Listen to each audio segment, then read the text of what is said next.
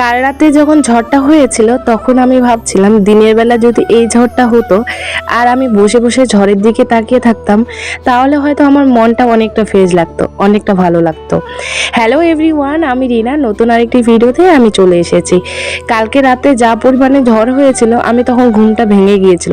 যেহেতু মোবাইলটা চার্জে দিয়েছি তাই তাড়াতাড়ি করে মোবাইল আগে খুলে কিছুক্ষণ শুনেই ছিলাম। জানি না এখন এমন নিঃশব্দ জায়গায় থাকতে ইচ্ছে করে যেমন খালি হাওয়ার আওয়াজ বা ঝড়ের আওয়াজ এসবই যেন আমার কানে এসে পৌঁছায়। কিন্তু কালকে রাতে আমি বেশ কিছুক্ষণ শুনেছিলাম, তারপর আবার ঘুমিয়ে পড়েছি, আবার কিছুক্ষণ পর উঠে যাচ্ছি। এখন ঠিকঠাক মতন একদমই ঘুম হচ্ছে না, জানোই তো, আর কি বলবো নতুন ভাবে। চলো তাহলে আজকের ব্লগটাকে সকাল থেকেই শুরু করেছি।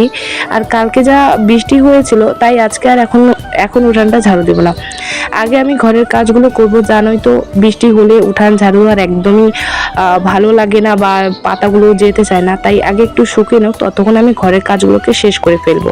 আসলে আমার ঘর থেকে এত বালু বাড়ায় কারণ আমি যেহেতু গাড়িটাকে চালিয়ে নিয়ে এসে আবার ঘরের মধ্যে ঢুকাই, তাছাড়া তো ঘরে ছাড়া তো আর জায়গা নেই, সেই কারণের জন্য রোজ দিন বালু বা দাগ হয়ে যায়।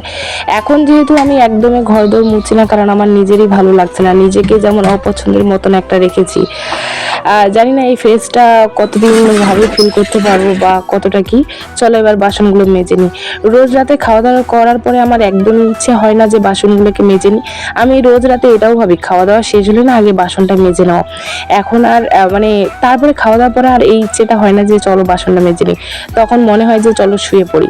এতদিন ধরে আমি ভিডিও করতাম, আমার ফ্যামিলির কিছু কিছু মানুষ জানলো, আমার বাবা কখনোই জানতো না। এবার যেই মানুষগুলো জানতো সেই মানুষগুলো আমাকে কখনোই বাধা দিত না, বাট কোনো কিছু বলতো না। এখন তারাও আমার এই ভিডিওর মাধ্যমে বিপদ মানে কি বলবো, তারাও আমাকে বাধা দিচ্ছে। অ্যাকচুয়ালি সোশ্যাল মিডিয়াতে কাজ করলে না, পরিবারে যদি বা কারো হেল্প পাওয়া না যায় তাহলে কখনোই সম্ভব হয় না সোশ্যাল মিডিয়াতে সাকসেস পাওয়া। হয়তো লাখের একজনের হয়, আর আমি সেই লাখের মধ্যেই রয়েছি, সে কারণের জন্য আমার কখনোই হয় না। আগে যেই মানুষগুলো আমার পাশে ছিল বা যেই মানুষগুলো আমাকে একটু হলেও মানে একটু মনে সান্ত্বনা দিত, সেই মানুষগুলো আমার পাশ থেকে সরে গিয়েছে। আর যদিও এডিট বা ভিডিওর মাধ্যমে আমাকে একাই দেখো, এই কারণের জন্য আমি সবসময়ের জন্য ভাবি যখন আমি সাকসেস হব হয়তো আমি আমার ফুল ফ্যামিলিকে নিয়ে ব্লগ করতে পারবো। কিন্তু জানলে ভগবান আমাকে সেই আশাটুকু দেননি বা সেটা আমার জন্য রাখেননি।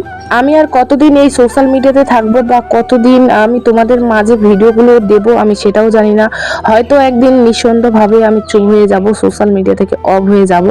জানি এখান থেকে আমাকে আর সাকসেস পাওয়া হয়তো হবে না, তাই আমি আবার ভাবছি যে আমাকে অন্য দিক হয়তো বেছে নিতে হবে, সেটাই চিন্তা করছি। হয়তো সোশ্যাল মিডিয়াকে আমি একদিন ছেড়ে দেব। আর চলো তাহলে আজকের ভিডিওটাকে এখানেই শেষ করি, দেখা হবে আরেকটি নতুন ভিডিওর সঙ্গে। সবাই ভালো